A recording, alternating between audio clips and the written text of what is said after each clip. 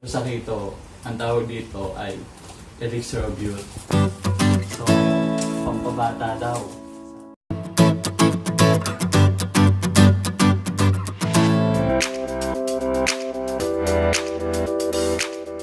So guys, ngayon gagawa ko ng bone broth. Beef bones ang gagamitin ko.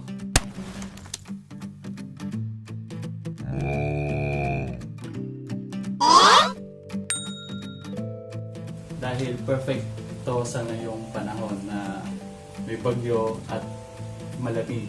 So, magagawa ko ng broth. Sa culinary, ang tawag nila dito ay golden liquid, I think. Sa keto, ang tawag dito ay ELIXIR of youth. So, pampabata daw, sabi nila. So, ayan. Yan, nabili ko to sa Makati supermarket kasi doon ako may tiwala sa pagdating sa bones na pinoprovide nila. As you can see, tinan mo to. Tinan mo tong lated na to.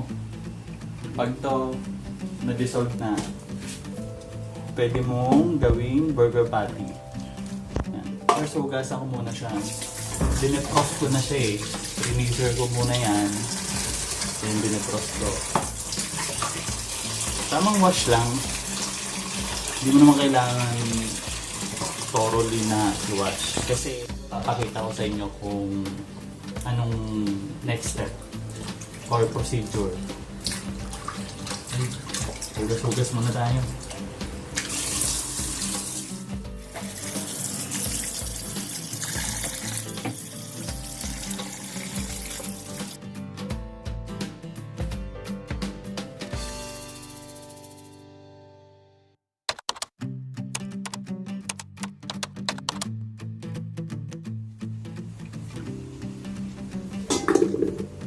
Yan. Next step, papakuluan ko siya within 20 minutes kasi para maalis yung other hindi ko sure kung dumi yun. Basta akit yon, then magkakaroon ng mga bubbles dito at mga dumi. After 20 minutes, i-drain ko yon ulit. Then next step tayo. I-oven ko siya.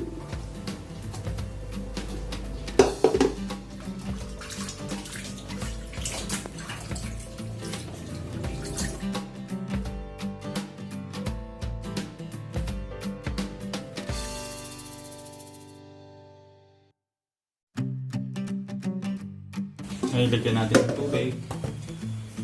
Tubig lang ang ilalagay nyo. Wala kayo kailangan i-season kasi parang yung unang kulo ay parang lilinisin natin muna yung mga bones. Matanggal yung mga extra dumi dyan sa bones. So, high heat ang gagamitin natin sa unang kulo para magtangatan yung dumi na sinasabi nila. Pero kung wala kayong oven, basta unang kulo, importante yon, ma-drain yung dumi. Then, drain nyo, pakuluan nyo ulit. Okay, mabigat siya.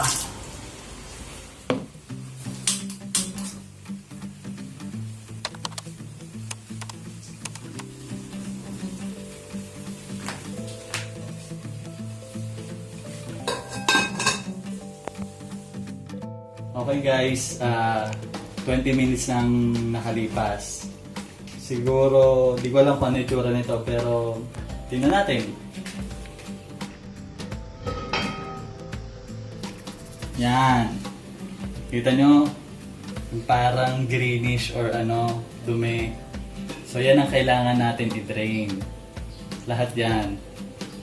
Then, pagka-drain ko nito, i-oven roast ko siya for added flavor. Pero kung wala po kayong oven, drain nyo lang to, then balik nyo sa pot, lagyan nyo ng tubig, continue na yung pagpakulo. next heat, simmer na lang siya. Low heat ang pag-prepare nung bone broth. Okay, i-drain ko lang to, dilinisin ko na. Then, next step ako.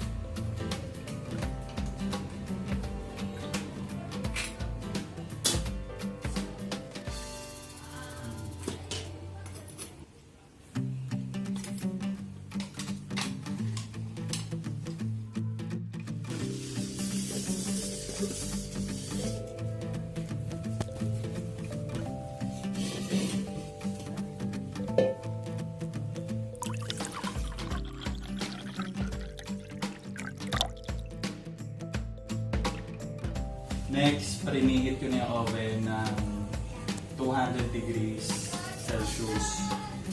Then, ito na yung na-drain na bones. Na-transfer ko dito sa pan. Then, i-oven natin.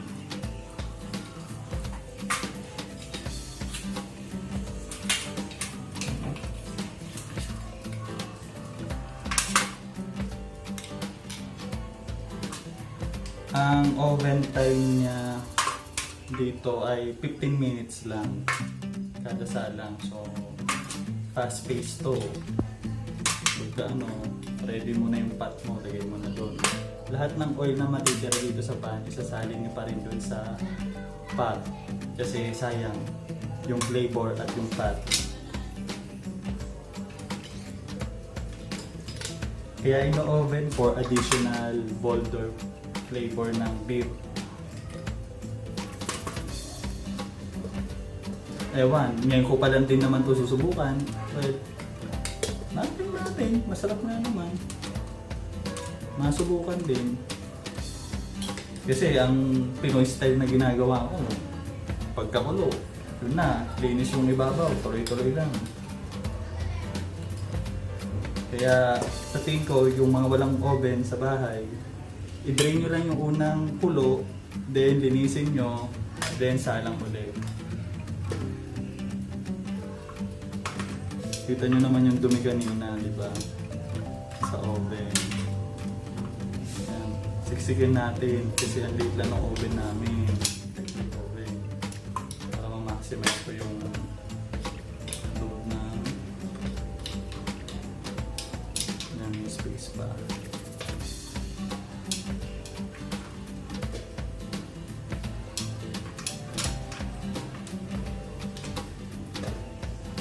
Siguro, kita nyo may isa kaming mas malaking oven na nakikita nyo dito sa video. Hindi namin pwedeng gamitin yon kasi yung oven na yan ay dedicated lang for pastry and cakes. And breads, mag-aamoy baka siya kapag hinaluan natin ito. Yan, salang ko na.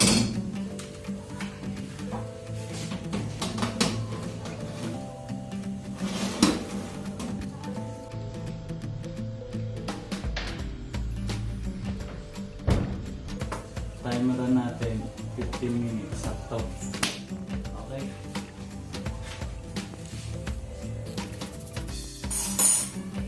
Ready?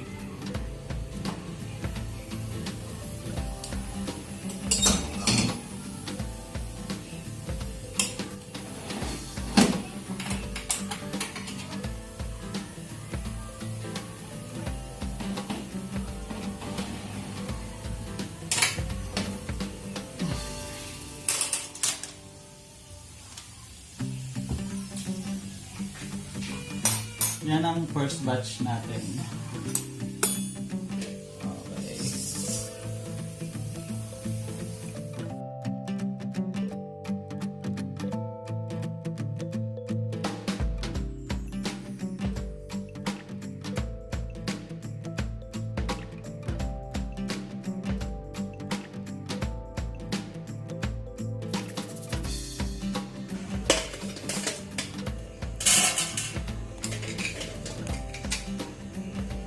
ma-oil pa, mamaya ako na siya i-drain. Pero medyo malungkot ako dito sa bones na nakuha ko. Kasi ito na lang yung available. Hindi yung bones na gusto ko makuha talaga. Meron kasing available na kneecap. Mamahalan ako 130 per kilo. Kung swerte ka sa makukuha mong bones na kasama ng kneecap, ang per kilo lang niya ay nagre-range sa 20 to 25 pesos per kilo. So once yan, laki ng difference, diba? So, medyo fortunate na rin na ito, may nakuha pa. Yun, may isang maraw. Yan, kahit pa paano. Minsan swerte, halos sa isang plastic, parang 3 to 4 marrows ang makukuha mo. May femur part pa kasama. Yun, sakto. Buti na lang kasya sa second batch. Hindi na ako magsa-third batch. Sisiksik ko na to dito.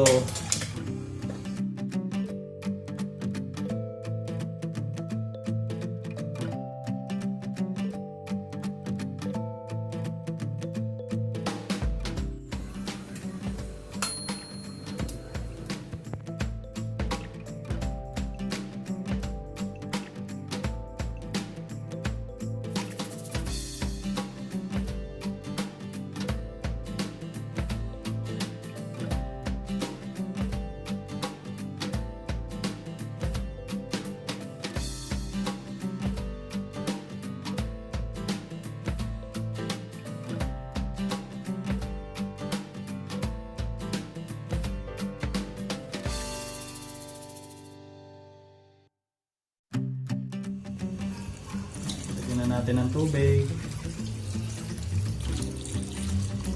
Yung iba nilalagyan pa na ibang veggies, etc. Pero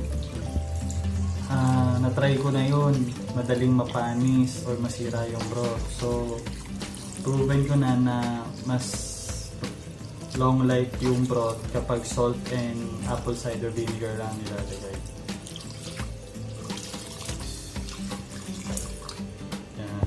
Yan kuha akong salt.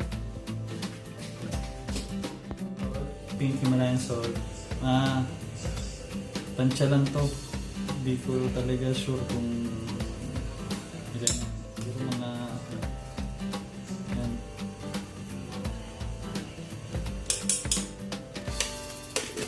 Then apple cider vinegar with the mother.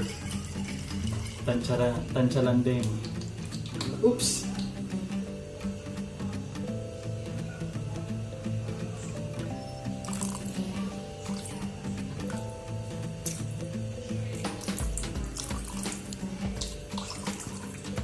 Sabi, kaya nilalagyan ng apple cider para ilure in lalo ng vinegar yung nutrients na makukuha sa bones.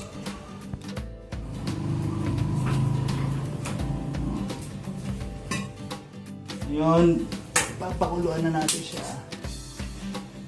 First, siguro mga 10 minutes high heat. Pag kumulo, then isimmer na natin to low heat.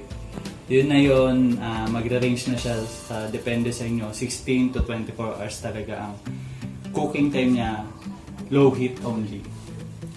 Okay, worth it yan pag natapos. Bye! 8 hours later.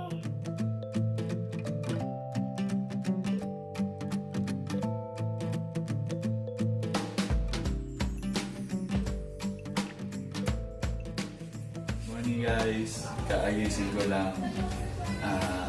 Diretso agad ako dito sa kitchen para tingnan natin yung bone broth after 20 hours ko siya pinakuluan. My goodness, golden liquid na talaga siyang tunay. Laman kumakalas na po sa buto. Talagang pansit, yan na yung buto. Wala na, nasa baba na. Yung the rest of laman nito, strainer ko mamaya. Okay, transfer natin dun sa counter.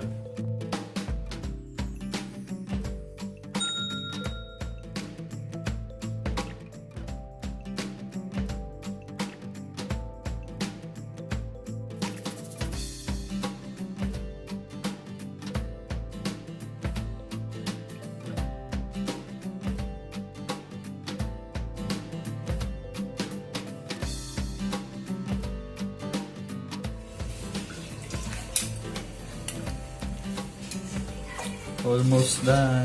Tinanggal ko muna yung mga madalaking buto.